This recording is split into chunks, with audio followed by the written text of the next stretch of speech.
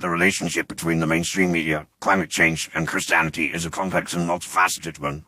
In recent years, there has been a growing narrative that the mainstream media is using climate change as a tool to oppress Christians. This claim is rooted in the idea that the media is manipulating the climate change discourse to marginalize and vilify Christian values and beliefs. One way in which the mainstream media is accused of using climate change to oppress Christians is through the promotion of a secular and liberal agenda. The media often frames climate change as a purely scientific issue, disregarding the spiritual and moral dimensions of the problem. This approach can be seen as dismissive of Christian teachings on stewardship and care for the environment, which are rooted in biblical principles. By ignoring or downplaying the role of faith in shaping environmental values, the media can be seen as promoting a secular worldview that is antagonistic to Christian beliefs.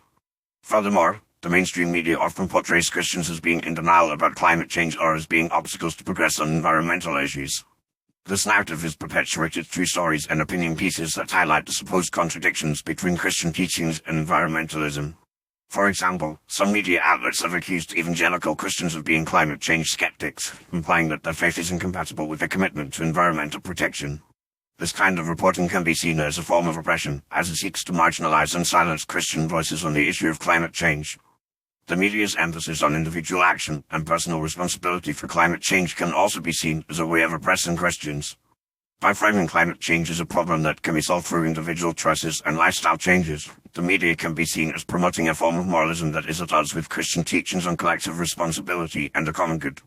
This approach can also be seen as a form of guilt-tripping, where individuals are made to feel responsible for the problem of climate change, rather than acknowledging the need for systemic and structural changes.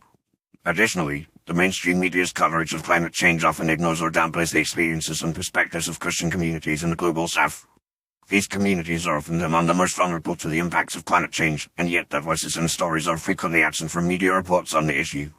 This erasure can be seen as a form of oppression, as it ignores the agency and autonomy of Christian communities in the global south and perpetuates a form of climate colonialism. The media's use of climate change to oppress Christians can also be seen in the way it covers environmental policies and initiatives. For example, the media often portrays policies that prioritize economic growth and development over environmental protection as being in conflict with Christian values. However, this narrative ignores the complex and nuanced perspectives of Christian communities on issues such as poverty, development, and environmental stewardship. By framing environmental policies as a zero-sum game between economic growth and environmental protection, the media can be seen as promoting a false dichotomy that marginalizes Christian voices and perspectives. In conclusion, the relationship between the mainstream media, climate change, and Christianity is complex and multifaceted. While the media has a critical role to play in raising awareness about climate change and promoting environmental action, its coverage of the issue can also be seen as a form of oppression against Christians.